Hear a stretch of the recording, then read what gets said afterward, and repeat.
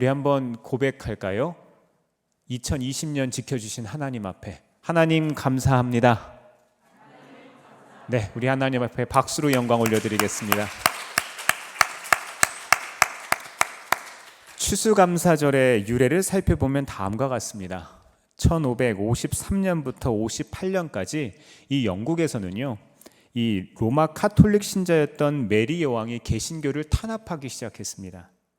그래서 290명 정도 되는 300명 가까운 사람들이 순교를 했다고 합니다.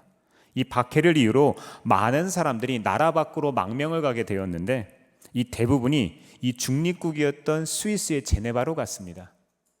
그리고 그곳에서 칼빈의 사상 영향을 받게 되었는데요. 이후 엘리자베스 여왕이 메리 여왕 이후에 즉위를 하게 되고 박해가 끝나자 사람들이 돌아옵니다.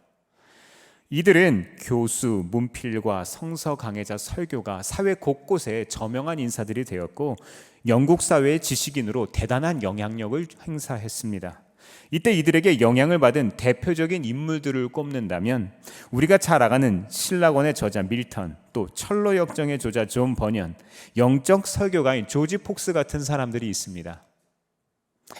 이들은 새로운 가치관을 통해서 사회 전반에 새로운 가치와 센세이션을 일으켰는데요. 사람들은 이들을 가리켜서 퓨리턴, 청교도라고 했습니다.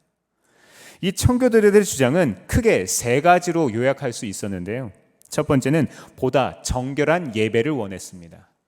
그리고 두 번째는 이 사람들은 감독제 교회 정치에 반발했습니다. 당시에 이 교회의 지도자들이라고 할 수 있는 목회자들은 이 감독, 즉 교황에 의해서 지명을 받고 혹은 이 교회조차도 왕에 의해서 지명을 받는 그런 시스템이었어요.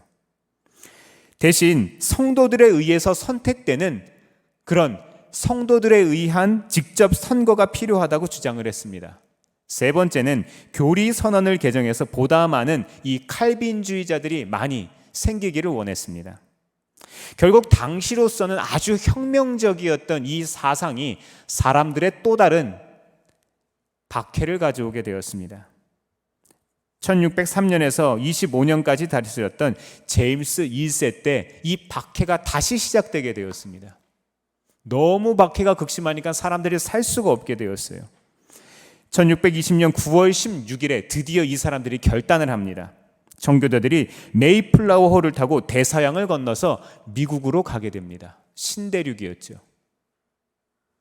180톤의 작은 배에 102명이 타고 65일간 지중해를 항해합니다. 그래서 12월 21일 플리머스라고 하는 곳에 도착합니다. 풍랑과 식량난으로 많은 고생을 한 이 사람들은 우리가 지금 감사를 드렸던 것처럼 하나님 앞에 감사를 드렸습니다. 이 청교도들은 신대륙 땅을 개간하고 나무를 베어서 교회부터 지었습니다. 1년 동안 열심히 농사를 지었고 항해 기간을 포함해서 거의 절반 가까운 44명의 사람들이 죽었어요. 근데 이 사람들은 너무 안타깝게도 장례식을 치르지도 못했다고 해요. 왜냐하면 그 당시에 이 인디언들과 좋은 관계를 갖고 있지 않았기 때문에 이 사람들이 마치 사람들이 한 명씩 한 명씩 죽어서 인원수가 줄어들면 혹시라도 이 사람들이 공격해 올까 봐 장례식도 치르지 못했다고 합니다. 그러나 이들이 인디언들과 화친을 맺으면서 오히려 그 사람들이 농사를 하는 그 옥수수 심는 법을 배웠고요. 그리고 그해 가을 1621년 10월에 이 사람들이 드디어 하나님 앞에 예배를 올려드릴 수 있게 되었습니다. 거두어들인 곡식을 바치며 하나님 앞에 감사 예배를 드렸습니다. 이렇게 고백했습니다. 하나님, 우리는 많은 가족들과 친구들을 잃었습니다. 그러나 하나님께서는 우리가 기대했던 것 이상으로 더 좋은 것들을 허락해 주셨습니다. 하나님 은혜에 감사합니다. 이렇게 고백했다고 해요. 인디언들도 초청되었던 이날 총을 들고 새를 잡으려던 이 사냥꾼이 그냥 새를 잡은 게 아니라 칠면조를 잡았대요. 그래서 지금까지도 이 사람들은 칠면조를 먹습니다. 추수감사절이 되면 칠면조 고기를 먹는 연유가 여기에 있다고 합니다.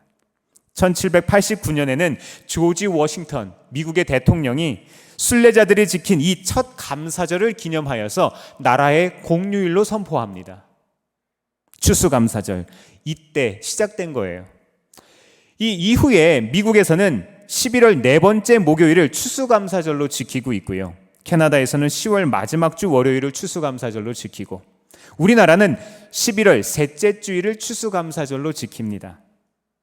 그러나 엄밀히 말하면 추수감사절의 유래는 청교도들이 미국에서 추수감사절을 지켰기 때문이 아닙니다. 하나님은 일찍이 구약 성경에서 초막절을 지키라고 명령하셨는데 그것이 바로 추수감사절의 유래입니다. 청교도들도 구약 성서의 이 초막절을 바탕으로 자신들의 감사를 드린 것입니다. 그렇다면 신약 성경에서 감사라는 말을 누가 가장 많이 했을까요? 감사하라. 힌트는 일부 예배 때 있었는데요. 감사라는 말을 가장 많이 한 사람, 그 사람은 사도 바울입니다. 항상 쉬지 말고 뭐 하라고요? 감사하라고 이야기했던 그 사람. 네, 특별히 사도 바울은 어떤 특정한 날을 통해서 감사하라고 이야기한 것이 아니라 모든 일에 감사하라, 쉬지 말고 감사하라고 이야기했습니다. 하나님에 대한 감사는 좋을 때, 기쁠 때, 행복할 때, 축복을 경험했을 때만 하는 것이 아니라는 것입니다. 무조건적인 감사, 무시간적인 감사가 되어야 한다고 우리에게 이야기했습니다. 오늘 이 시간은 성경에서 말씀하시는 감사의 이유들을 구체적으로 살펴보고 깨닫는 시간이 되고자 합니다. 그렇다면 우리는 왜 하나님 앞에 감사해야 할까요? 첫 번째로 하나님은 고통을 통해 축복하시기 때문입니다.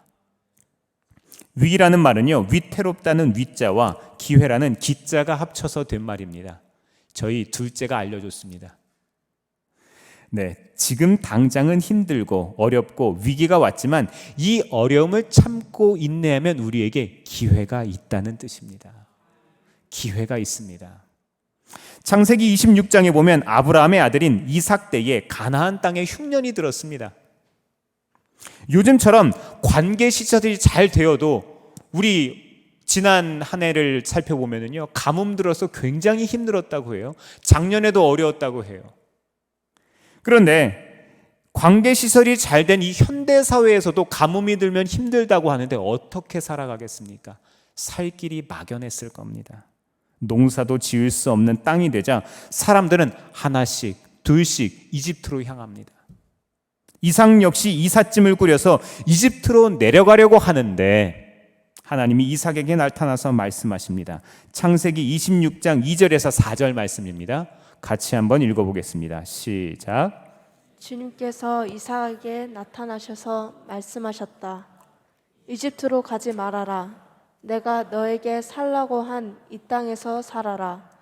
내가 이 땅에서 살아야 내가 너를 보살피고 너에게 복을 주겠다. 이 모든 땅을 내가 너와 너의 자손에게 주겠다.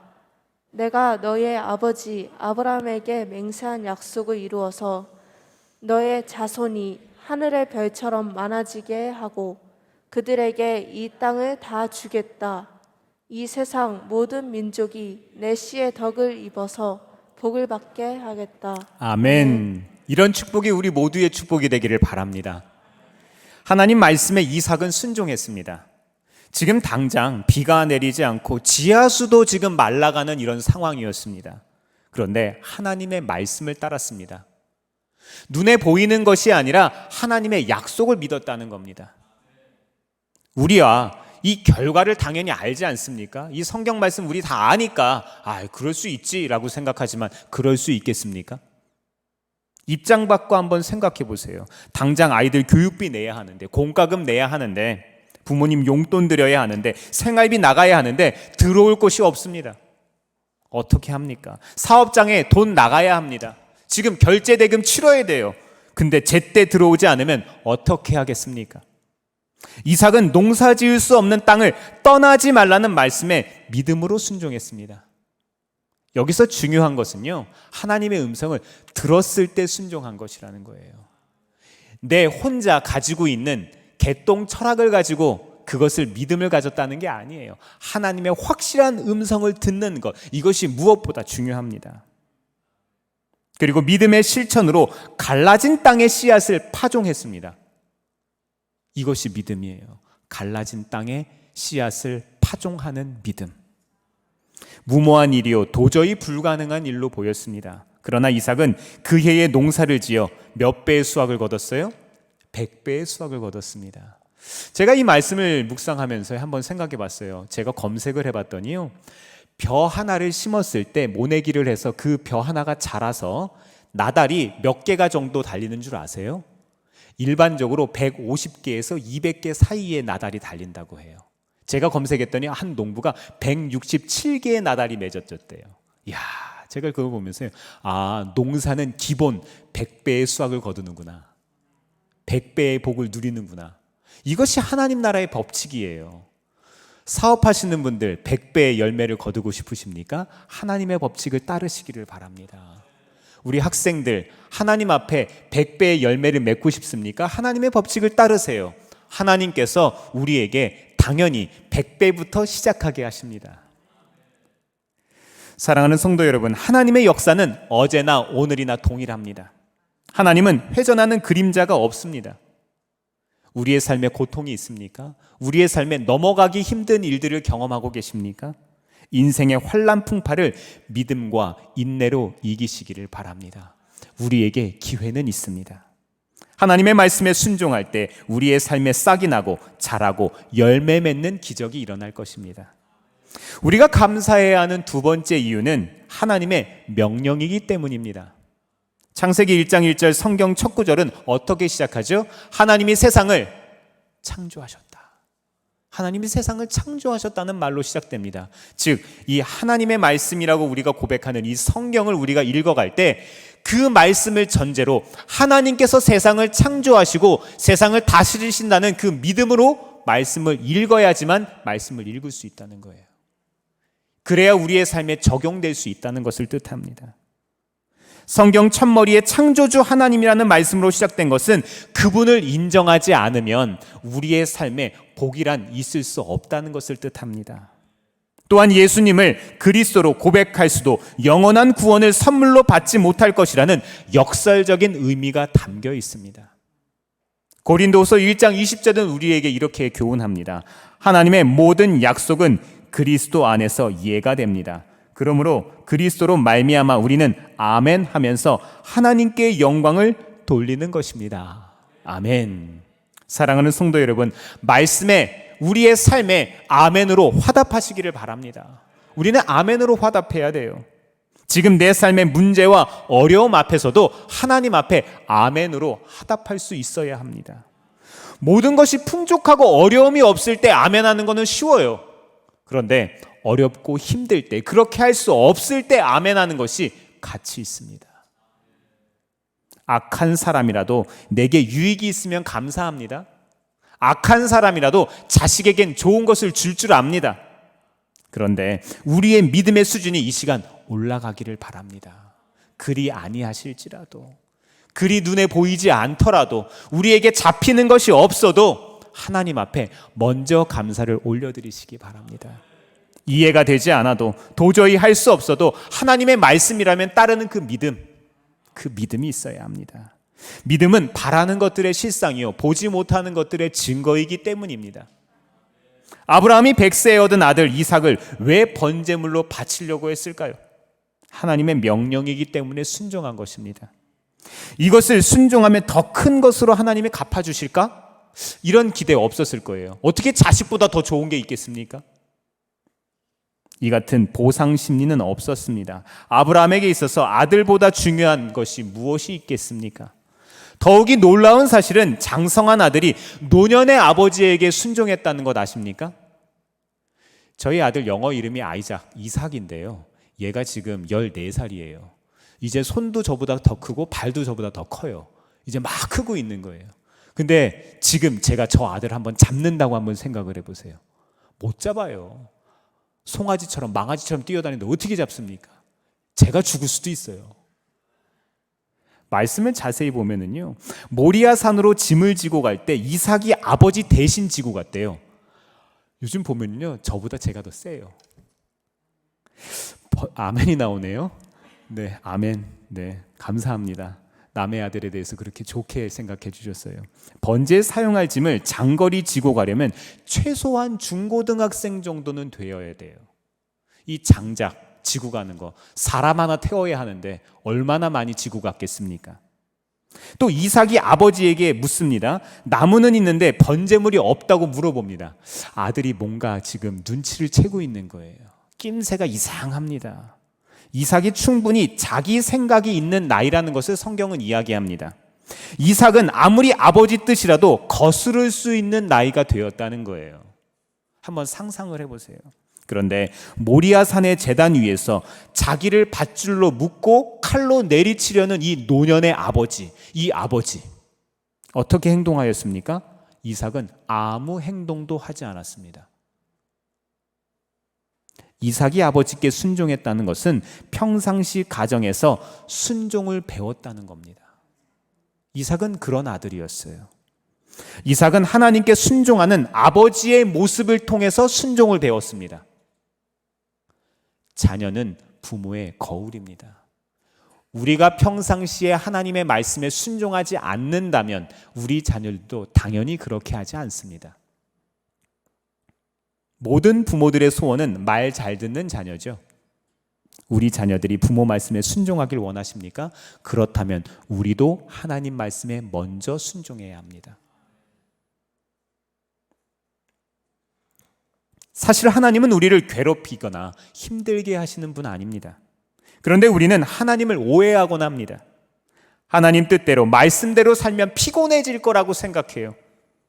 내가 하고 싶은 것들은 모두 못하게 하고 팔다리 다 묶어버리는 것처럼 생각합니다.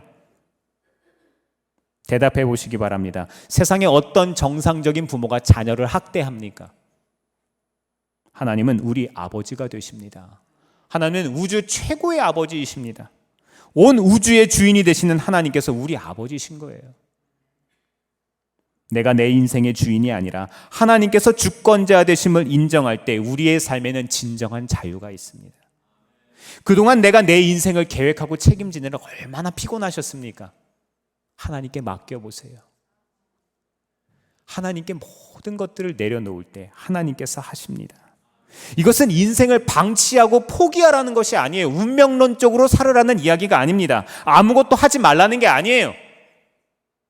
최선을 다하되 내 뜻이 아닌 하나님의 뜻대로 사는 것을 뜻합니다. 왜 그렇습니까? 우리의 인생은 10분 뒤도 알 수 없기 때문입니다. 지금 시간이요, 2022년 11월 20일 11시 40분을 막 지나가고 있습니다.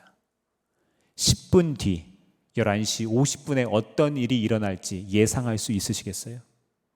갑자기 천장이 무너져 내릴 수도, 지진이 날 수도, 전쟁이 날 수도 우리는 아무것도 예상할 수 없습니다. 그러나 하나님은 아십니다.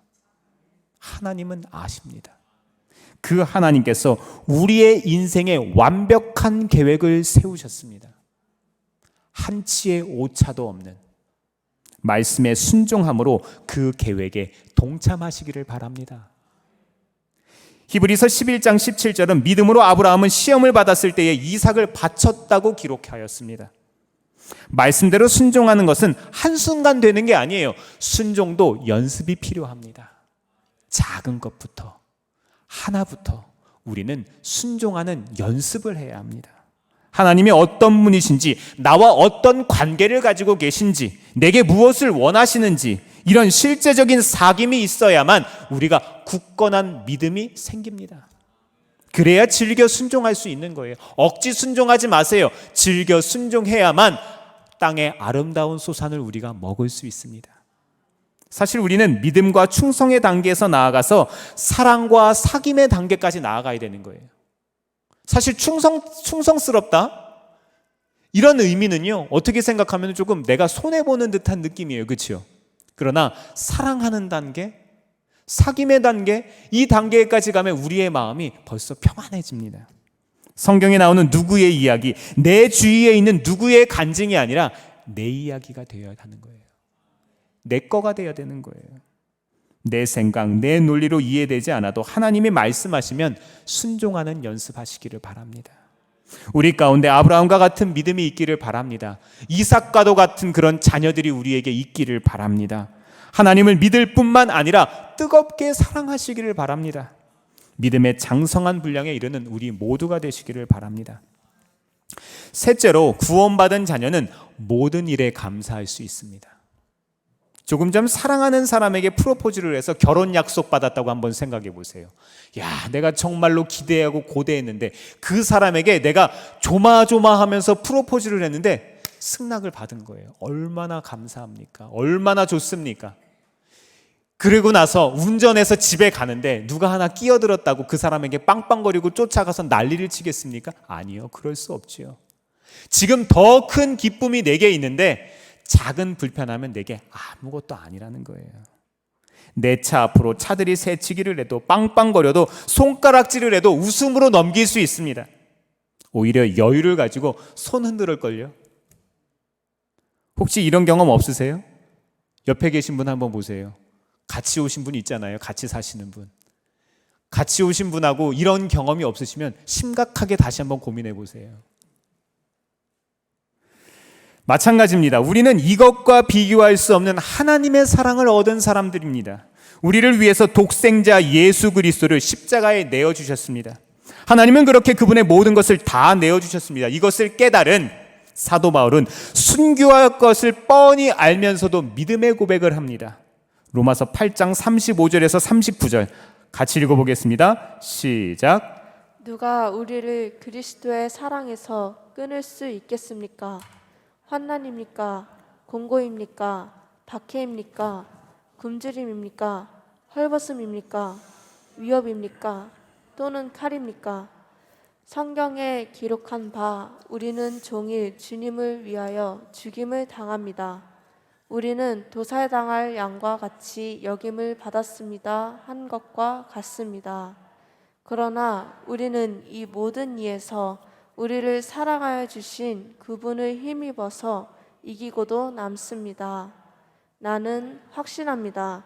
죽음도 삶도 천사들도 권세자들도 현재 일도 장래 일도 능력도 높음도 깊음도 그 밖에 어떤 피조물도 우리를 우리 주 예수 그리스도 안에 있는 하나님의 사랑에서 끊을 수 없습니다. 아멘. 하나님의 사랑에서 우리를 어떤 것도 끊을 수 없습니다. 하나님의 계획으로부터 그 어떤 것도 우리를 벗어나게 할 수 없습니다. 그렇게 할 수 있는 단 하나의 존재가 있다면 그것은 바로 우리 자신입니다. 우리가 하나님 앞에 순종하는 연습을 한다면, 우리가 하나님만 바라보고 살아간다면 하나님께서는 우리의 삶을 통해서 역사하십니다. 이렇게 엄청난 하나님의 사랑을 받았는데 당장에 문제가 있다고, 어려움이 있다고, 고통이 있다고 실망하실 겁니까? 우리는 갚을 수 없는 큰 은혜를 받은 사람들입니다. 더욱이 구원만이 아니라 우리는 하나님의 딸, 하나님의 아들로, 자녀로 부름받았습니다. 종과 자녀는 다르죠. 종은 아무것도 상속받을 수 없지만 자녀는 모든 것을 상속받습니다. 그리고 종은 위기의 순간에 도망가지만 자녀는 도망가지 않습니다. 만약 우리가 하나님과 계약적인 관계만 가지고 있다면 어떻게 되겠습니까? 그러나 우리는 생명과 그 은혜의 법 안에서 자녀가 되었습니다. 우리는 계약 관계가 아닌 거예요. 우리는 사랑의 관계인 겁니다. 사랑하는 성도 여러분, 하나님은 그렇게 우리의 아버지가 되셨습니다. 육신의 아버지는 우리를 혹시라도 상처 주고 마음 아프게 할 수 있을지 몰라도 우주 최고의 아버지이신 우리 하나님께서는 그런 분이 아니십니다. 그 하나님께서 우리의 감사의 이유가 되십니다. 말씀을 마치면서 우리가 영상을 하나 보려고 하는데요. 크리스천의 행복이라고 하는 조연철 목사님의 말씀입니다. 잠시 말씀을 보도록 하겠습니다. 저는 여러분들한테 자신 있게 얘기할 수 있어요. 난 행복하다.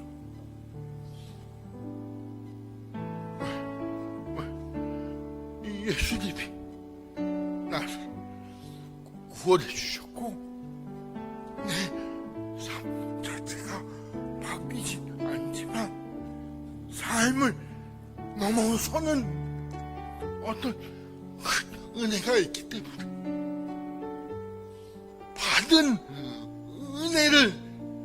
세어보아라.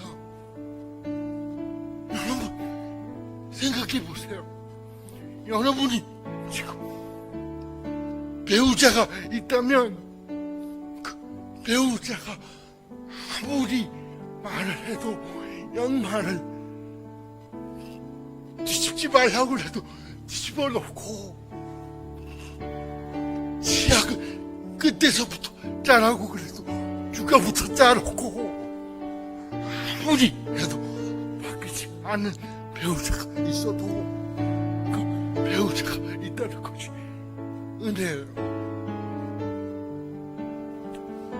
말도 지들이 안 듣고 공부도 못하고 사고만 치는 자녀가 있다고 그래도 그 자녀가 여러분에게 있다는 게 은혜예요. 여러분 조금만 더 구체적으로 볼까요? 여러분 일터가 마음에 안 들지만 일할 수 있다는 것도 하나님의 은혜예요. 별로 좋은 학교가 아니더라도 세상이 알아주지 않는 학교라도 학업을 계속 나아갈 수 있다는 것도 하나님의 은혜라는 거예요. 받은 은혜를 제가 보시라는 거예요. 여러분 심지어는 여러분이 밥 먹을 때 밥 숟가락 들 수 있는 힘, 이것도 하나님의 은혜라는 거예요. 왜냐하면 하나님의 허락이 없이는 아무것도 우리에게 허락되지 않기 때문에 그래요. 병원의 의사들은 많이 아픈 사람을 보고 이렇게 이야기합니다. 소망을 줄 때 이렇게 이야기해요. 환자분은 지금 10%, 20%, 30% 이 정도의 가능성이 있으니까 소망을 가져봅시다 하고 얘기를 합니다. 그러나 우리 하나님은 예수 그리스도의 구원이 있는 성도들에게는 100% 천국의 소망을 주시겠다라고 말씀하고 계세요. 여러분, 그 보증서가 바로 이 성경이에요. 여러분, 이 세상 어디에서 이렇게 두꺼운 보증서 보셨어요? 어떤 보증서가 66권으로 돼 있대요. 하나님께서 우리에게 주신 이 복음 믿으면 삶의 어려움이 있어도 이겨나가게 하실 것이고 세상적 기준과 상관없이 누릴 수 있는 절대적인 행복을 우리에게 주시겠다 하고 말씀하고 계시다는 거예요. 여러분, 이 소망이 있어서 여러분의 삶이 비록 어렵고 힘들지만 또 예수를 믿어서 바뀌는 건 없지만 이 소망 붙잡고 날마다 믿음의 길을 달려가는 저와 여러분이 되셨으면 좋겠습니다. 사랑하는 성도 여러분, 2022년도 한 해를 인도 보호 축복하신 하나님 앞에 감사하시기를 바랍니다. 누군가와 우리의 삶을 비교해서 감사한 것이 아니라 하나님 앞에 우리의 삶이 그리하시 아니하질지라도 절대적인 감사, 이 감사가 있기를 바랍니다. 남은 한 해도 감사의 이유와 조건으로 넘쳐나시기를 주의 이름으로 축원합니다. 기도하겠습니다.